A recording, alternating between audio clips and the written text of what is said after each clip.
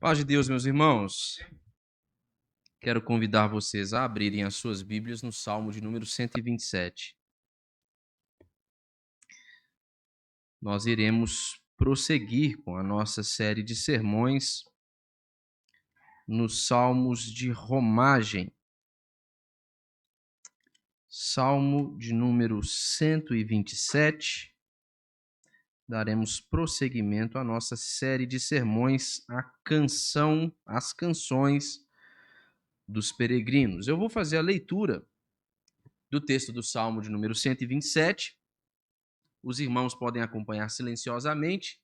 Eu quero pedir a você que, se puder, mantenha sua Bíblia aberta para que nós passemos à explicação do texto da Sagrada Escritura. Nos diz assim a palavra de Deus: Se o Senhor não edificar a casa, em vão trabalham os que a edificam.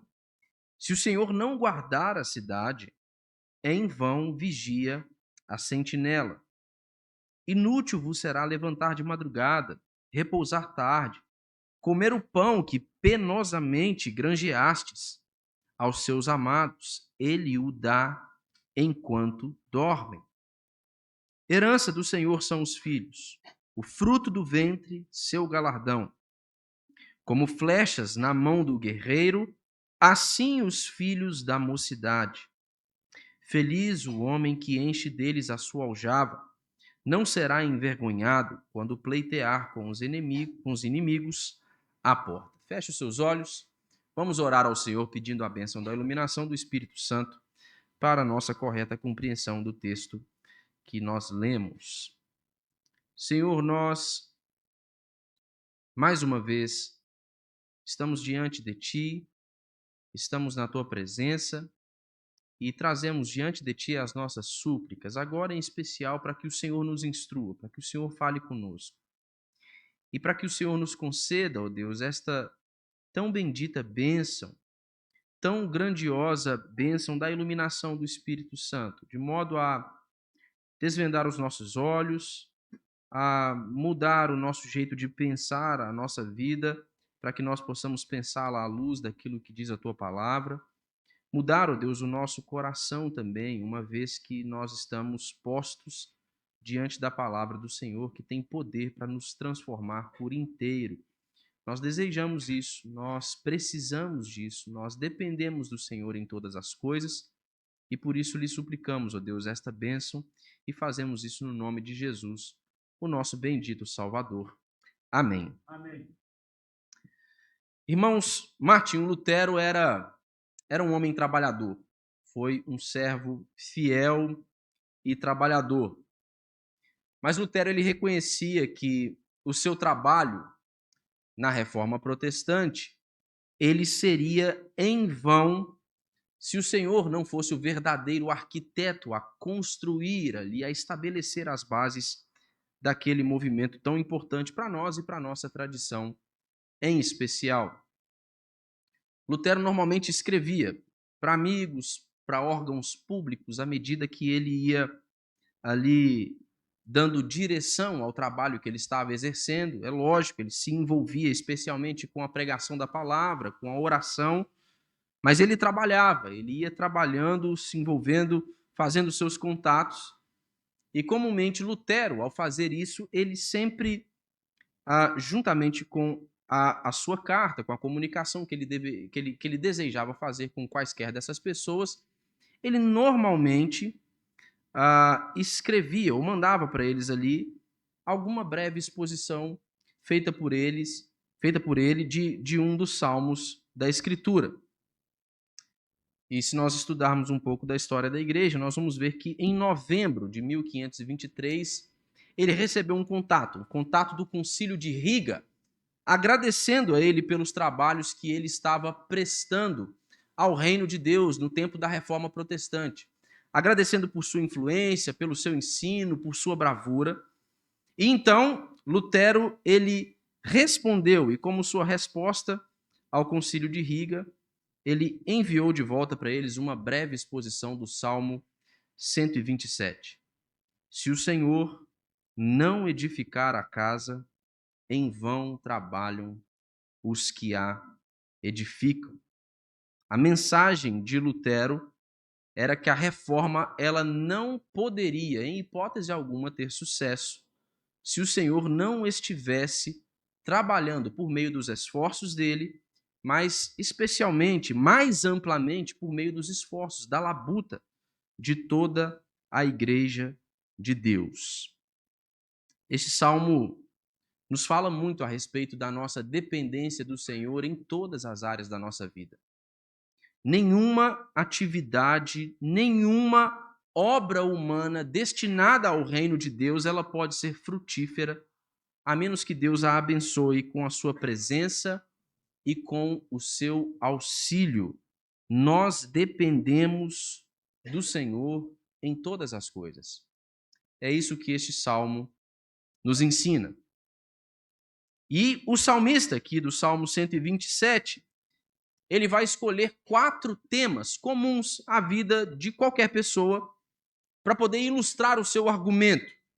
Ele vai falar sobre a construção, a experiência com a construção de casas ou qualquer outra construção. Ele vai falar sobre a segurança da cidade para os seus habitantes, para aqueles que vivem nessa cidade. Ele vai falar sobre o trabalho de um modo geral e ele vai falar sobre a constituição de uma família, sobre a criação de uma família. E embora construir, proteger, criar sejam aqui os principais tópicos que nós podemos observar no Salmo de número 127, o tema dominante deste salmo é a ideia da nossa total dependência de Deus.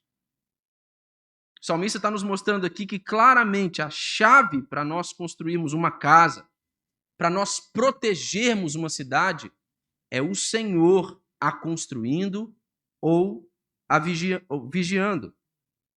Então, ele vai abordar a provisão do Senhor aqui no versículo 2 e a bênção do Senhor sobre a família nos versos de 3 a 5. E, no geral, aqui, o que o salmista está dizendo é que um lar piedoso e um trabalho significativo, eles não podem ocorrer sem a bênção de Deus. Nós não conseguimos obter êxito naquilo com o que nós nos envolvemos se o Senhor não nos conceder a sua graça, se o Senhor não for aquele que edifica o trabalho de nossas mãos. E nós temos aqui 3 lições que eu quero considerar com os irmãos, 3 importantes lições.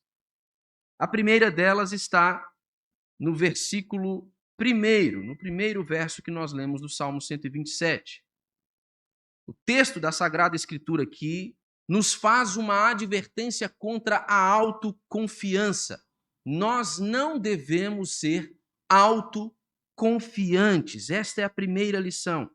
Vamos ler novamente o texto. Diz assim: se o Senhor não edificar a casa, em vão trabalham os que a edificam. Se o Senhor não guardar a cidade, em vão vigia a sentinela. Este verso aqui é direto, meus irmãos. A menos que o Senhor edifique a casa, nós trabalhamos em vão. A menos que o Senhor guarde a cidade, nós vigiamos, nós ficamos acordados, prestando atenção nos movimentos da cidade, em vão. Esse salmo aqui é uma advertência contra o perigo do excesso de confiança em nós mesmos. Nós podemos nos lembrar aqui, em especial, das palavras de Jesus, quando ele se utiliza da metáfora da videira para poder demonstrar a natureza da sua relação com o seu povo, com a igreja.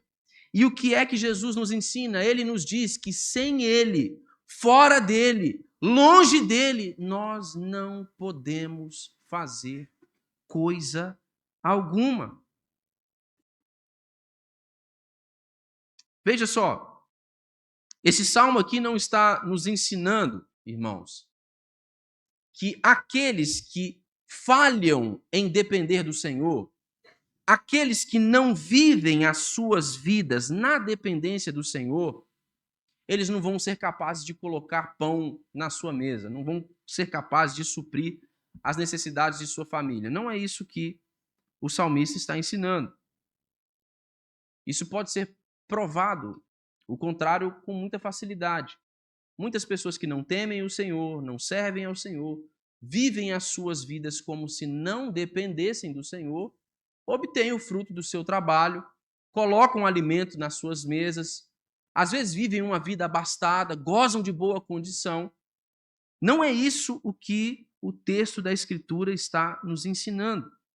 A ênfase aqui não está nos resultados temporais do nosso esforço, do nosso trabalho, do nosso esforço para vigiar a cidade ou edificar uma casa. A ênfase aqui da palavra de Deus está no valor eterno de um trabalho que é feito em prol do reino de Deus. Se nós não dependemos do Senhor para ordenar as nossas vidas de acordo com sua palavra, para organizar a nossa agenda de acordo com a sua vontade, nós corremos o risco de viver uma vida insignificante. Nós podemos construir, como diz o John Piper, um monumento de futilidade. A nossa vida não vai se passar disso, de um monumento de futilidade, algo que não serve para nada. Todas as vezes que nós tentamos viver a nossa própria vida sem considerarmos a vontade de Deus e a realidade de que nós, como criaturas de Deus, dependemos dele em todo o tempo e em todas as circunstâncias, se nós vivemos assim, irmãos, nós fazemos papel de tolo. Se nós tentamos construir um lar, uma casa, ou se nós tentamos guardar uma cidade longe do Senhor, nós agimos e vivemos como tolos. Seja qual for o nosso esforço, meus irmãos, nós devemos perceber a nossa necessidade do Senhor para que o nosso trabalho ele seja significativo e para que o nosso trabalho ele dê frutos, para que o nosso trabalho ele seja realizado com os olhos postos na eternidade, no reino de Deus. E nós podemos aplicar isso de diversas maneiras, considerando aqui o conselho deste salmo, aquilo que nos diz o Senhor na sua palavra. Irmãos, a menos que o Senhor dê crescimento à igreja, nós evangelizamos em vão. Todo o nosso esforço, todo o nosso desejo sincero do coração de que obtenhamos êxito, por exemplo, com o projeto Semeai aqui, pode não servir de coisa alguma se o Senhor não acrescentar a esta comunidade os frutos do nosso trabalho. Se nós evangelizarmos, nos esforçarmos, empregarmos toda a nossa vida, tempo, esforço em prol disso, se o Senhor não for acrescentando a essa comunidade aqueles que forem sendo salvos, nosso esforço é em vão. Nós evangelizamos em vão, dependemos do Senhor. Se eu me esforço para preparar uma lição na escola dominical, se eu estudo, gasto tempo, compro livros, leio, sacrifico meu tempo de lazer e descanso com a minha família, faço tudo isso, me preparo com zelo, esmero para poder lecionar na escola bíblica dominical, irmão, se o Senhor não instruir o seu povo, nós nos preparamos em vão. Em vão. Irmãos, a menos que o Senhor guie o nosso ministério, nós servimos em vão. A menos que o Senhor restaure a família, todo o nosso esforço para aconselhar mutuamente uns aos outros, para cuidar das dificuldades e dos males que são vivenciados uns pelos outros, todo o nosso esforço é em vão.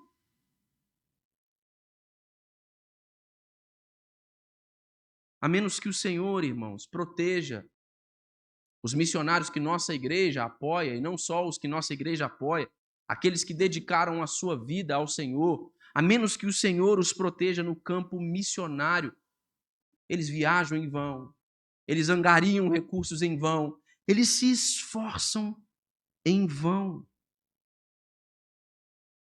Irmãos, a menos que o Senhor cuide dos nossos filhos, nós cuidamos deles em vão. E a menos que o Senhor cuide de sua igreja, irmãos, nós a pastoreamos em vão. Nós dependemos do Senhor em todas as coisas e a sua palavra nos adverte a que não confiemos em nós mesmos. Nós não devemos viver uma vida centrada em nós mesmos. Isso vai ser desastroso. Isso vai significar a nossa ruína. Em vez disso, nós devemos confiar no Senhor. E nós devemos nos aproveitar, nos valer do fato de que Ele está conosco, de que Ele é o mestre arquiteto, de que Ele é o vigia que não dorme, para que então nós possamos fazer o nosso trabalho no Senhor e para que no Senhor Ele tenha êxito. É como se nós fôssemos, irmãos, as luvas em que o Senhor coloca as suas próprias mãos para poder exercer o seu trabalho. Uma luva não pode fazer nada por si mesma. Ela não pode fazer nada por si mesma. É assim a nossa vida. Todos os dias nós trabalhamos ante a vista de Deus, nós trabalhamos e nos movemos pelo poder de Deus e nós trabalhamos para a glória de Deus. E é isso que torna o nosso trabalho significativo e frutífero.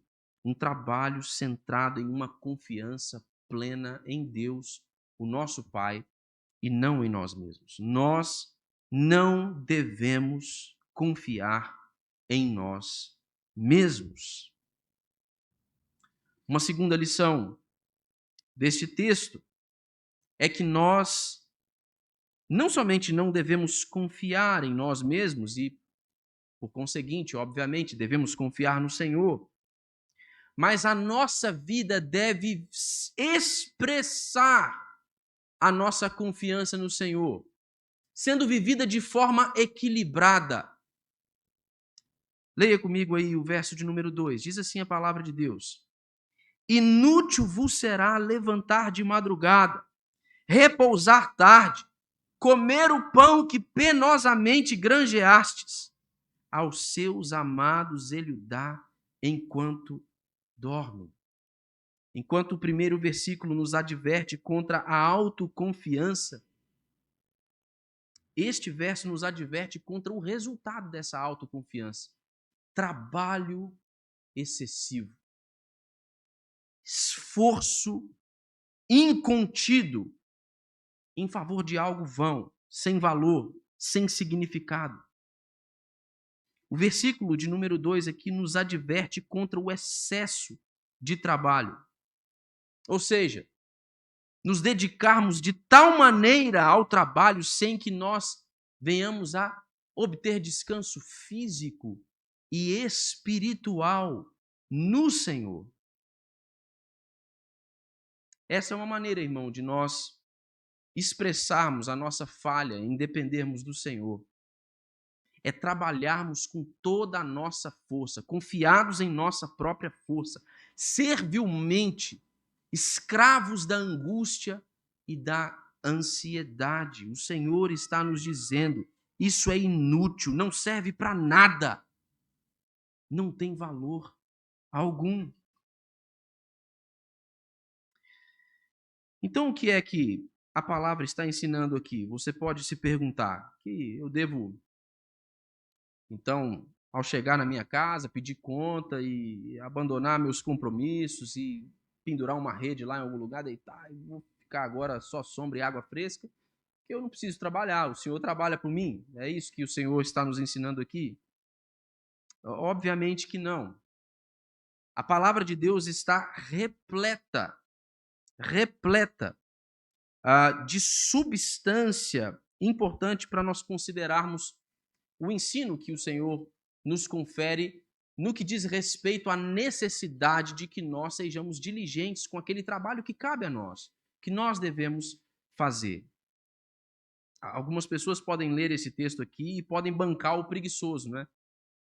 Podem dizer assim, olha, eu não preciso trabalhar duro então. Não, não é assim, não funciona dessa maneira.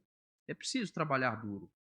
Mesmo no reino de Deus, é preciso que trabalhemos duro.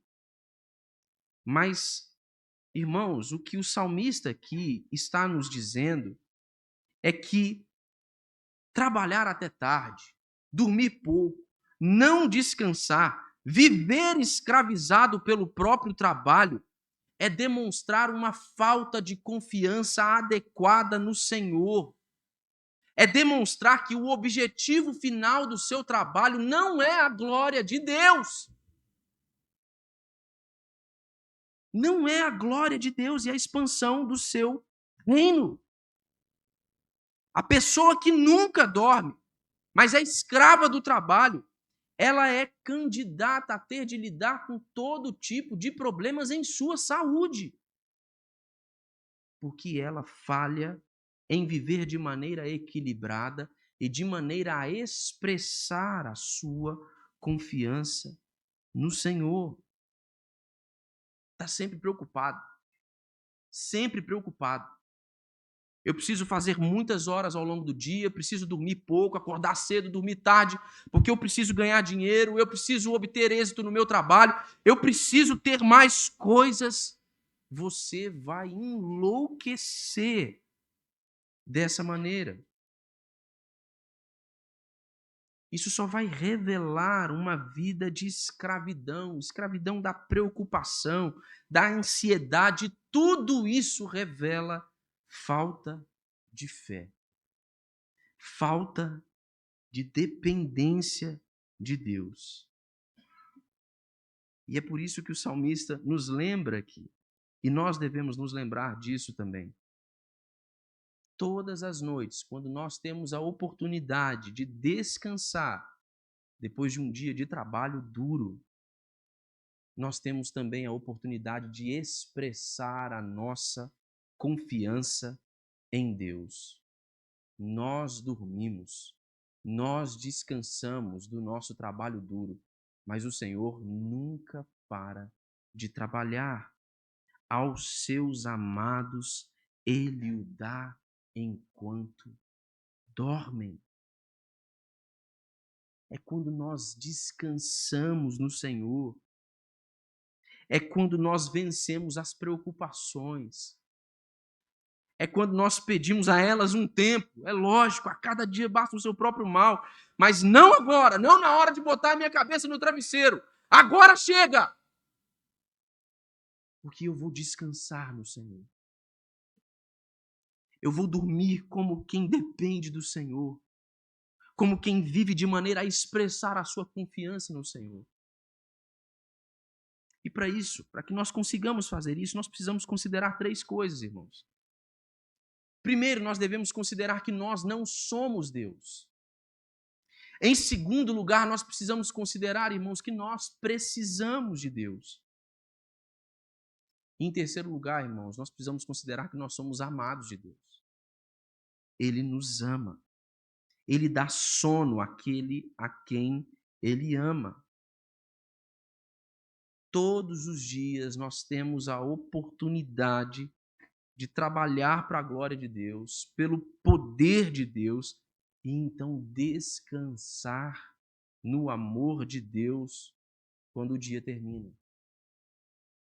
É isso que o Senhor requer de nós. Ou como os 2 primeiros versículos que nós lemos aqui juntos, eles nos ensinam. Nós podemos bancar o tolo. Nós podemos construir monumentos fúteis. Nós podemos nos tornar escravos do trabalho e da riqueza. Nós podemos experimentar inquietação constante e, no final das contas, acabar dizendo como o rei Salomão, vaidade de vaidade. Tudo é vaidade. Tudo é fútil. Futilidade absoluta. Nós precisamos não somente não sermos autoconfiantes e confiarmos no Senhor, mas precisamos viver de modo equilibrado como quem expressa sua confiança e dependência no Senhor que dá aos seus amados enquanto eles descansam, enquanto eles dormem. A terceira lição, ela está contida nos versos de número 3 a 5. Nós dependemos do Senhor, esta é a lição, irmãos, para edificarmos a nossa casa, a nossa família. Olhe juntamente comigo para estes versos. Versos de 3 a 5. A palavra de Deus diz assim: herança do Senhor são os filhos, o fruto do ventre seu galardão. Como flechas na mão do guerreiro, assim os filhos da mocidade. Feliz o homem que enche deles a sua aljava, não será envergonhado quando pleitear com os inimigos à porta. O salmista continua, e agora parece que há uma mudança abrupta, não é, de assunto, falando de alguma coisa, e de repente ele muda de assunto. Alguns estudiosos acreditam porque isso pode se dever ao fato de que, em sua estrutura, este salmo possa expressar a experiência do povo de Judá após o exílio.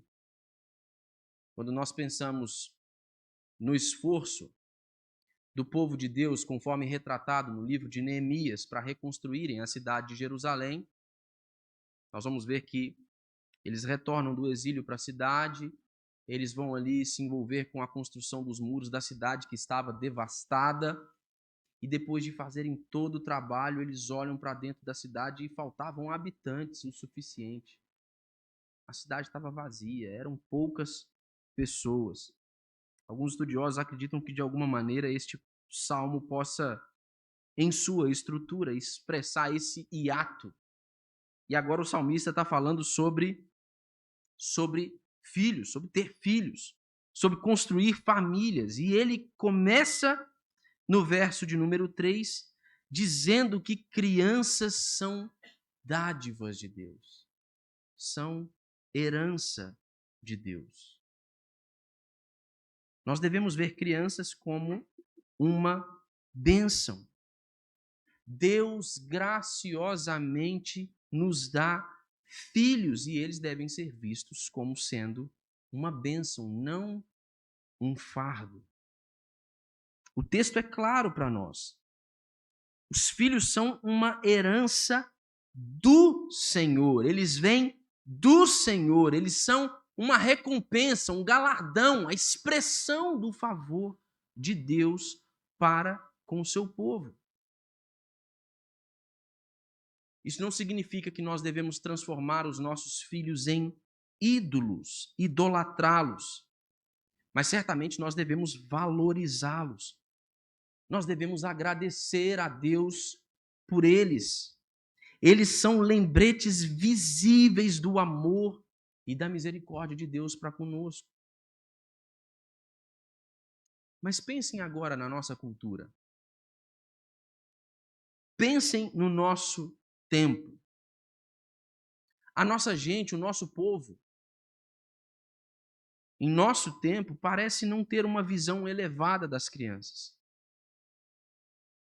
Isso faz desse salmo um salmo importante para o nosso tempo, para a nossa cultura.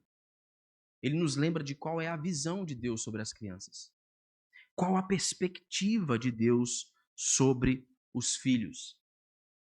Mas a gente vive num tempo em que as pessoas preferem ter cachorro, gato, papagaio, periquito, qualquer tipo de animal, a ter filhos.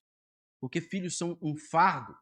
Ou como disse um comediante por aí conhecido, justificando o seu divórcio, o término do seu casamento, A então esposa queria ter filhos, mas ele disse: ter filho é um inferno.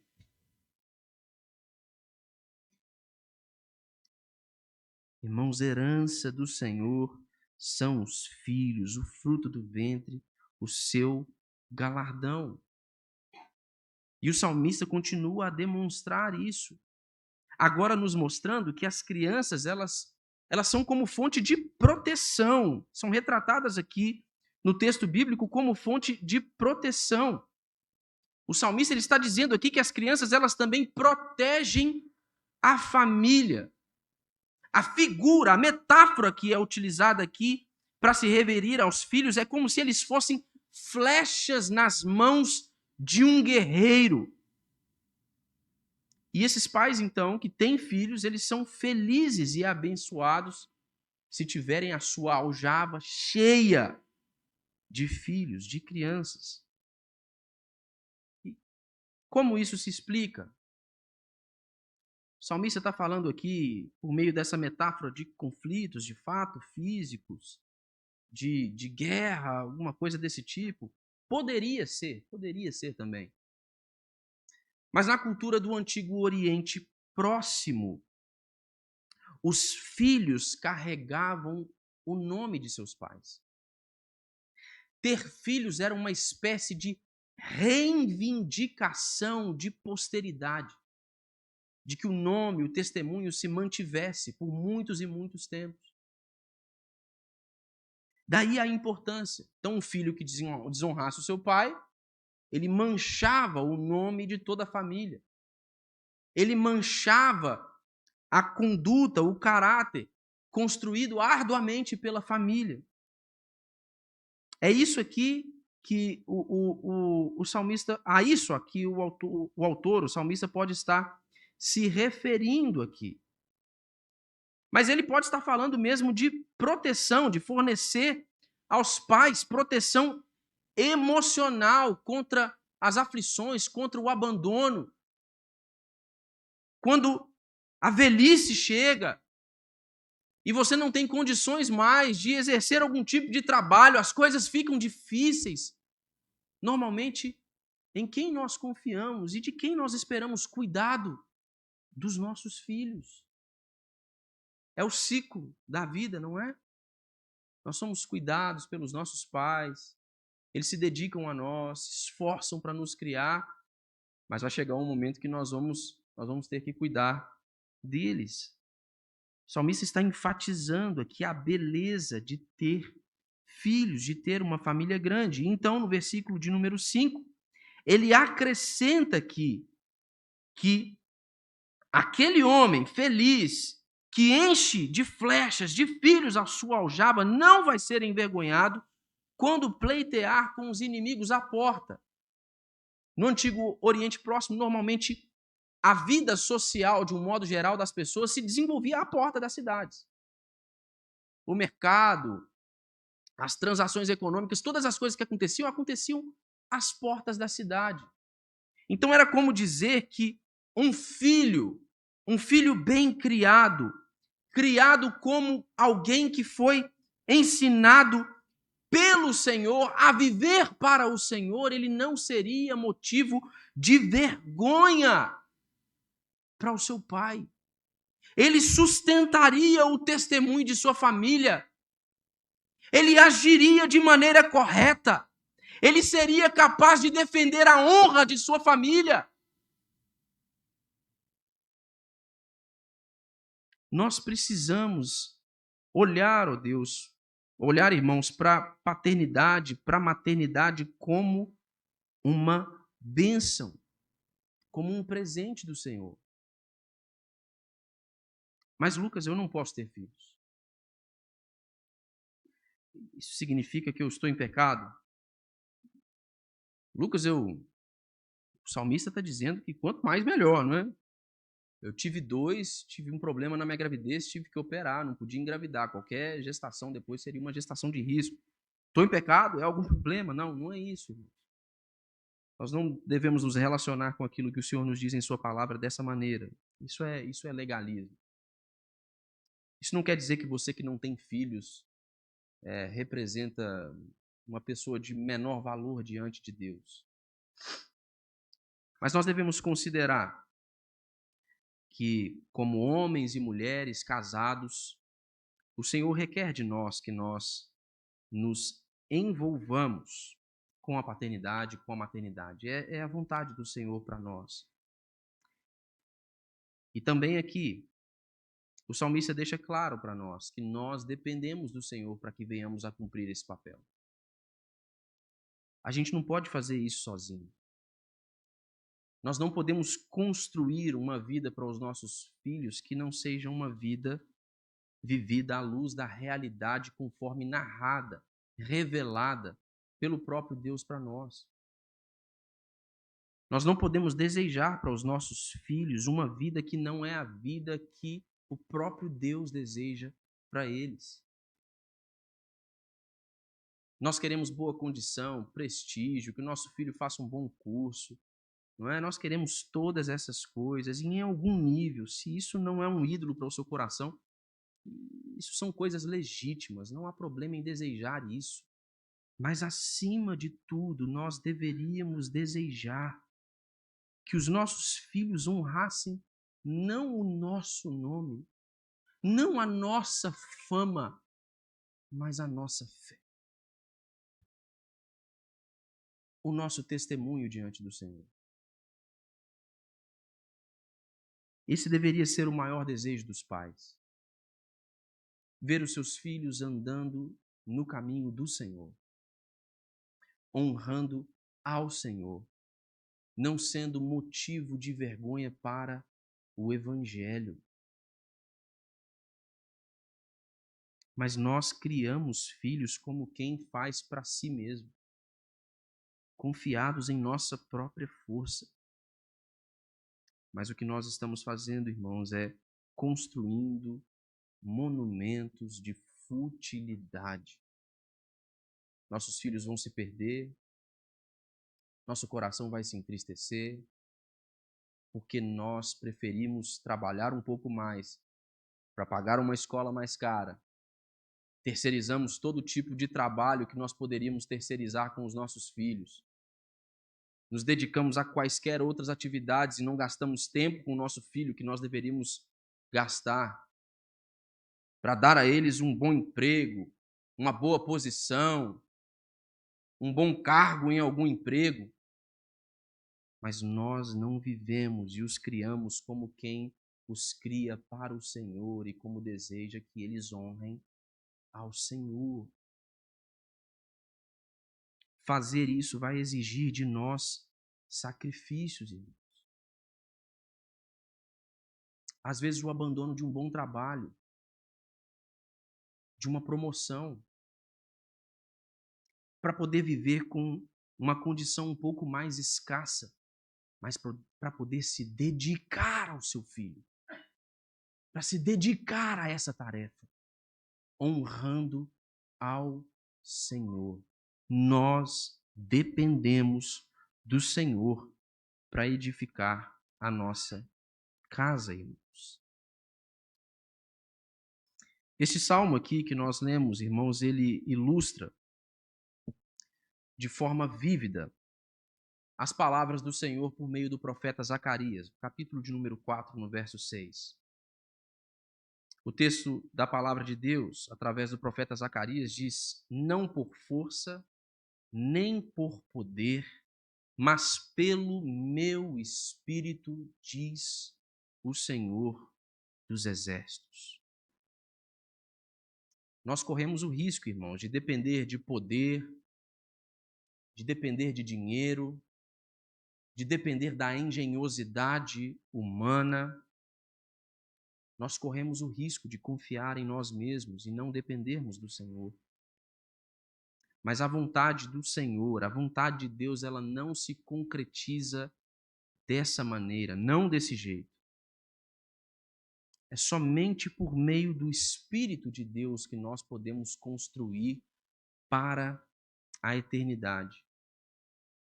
O que importa, irmãos, não é o que nós fazemos para Deus por meio dos nossos próprios recursos, mas é o que Deus faz por meio de nós por seu grande poder. Quando eu e você agimos por nossa própria conta, na nossa própria força, tudo que nós estamos fazendo é realizando um esforço improdutivo, infrutífero.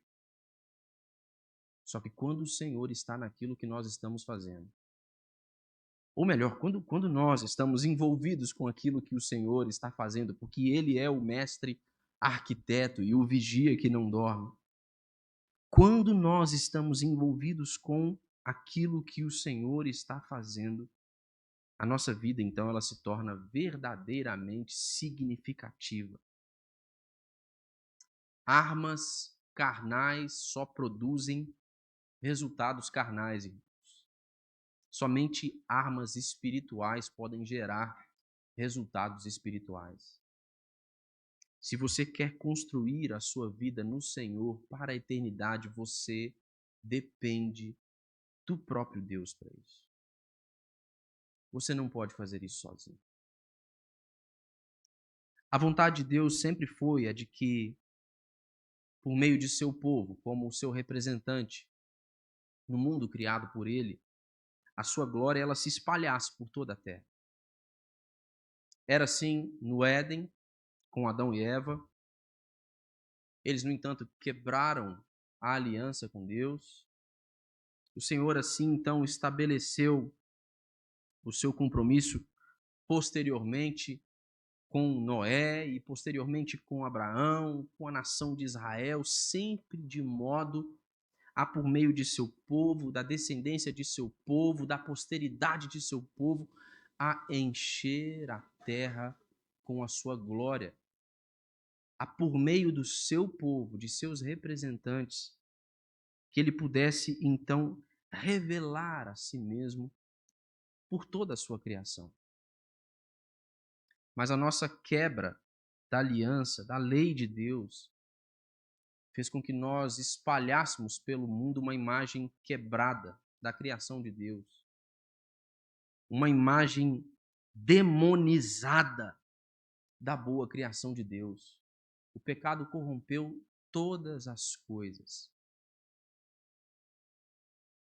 Nós corrompemos as boas coisas que Deus nos deu. Todas aquelas coisas que eram imagem, símbolo da comunhão que Deus estava estabelecendo com seu povo e da vontade expressa de Deus de encher a terra com sua glória por meio do seu povo, habitando no meio dele, tudo isso nós corrompemos, nós desvirtuamos. Tudo isso o nosso pecado atingiu.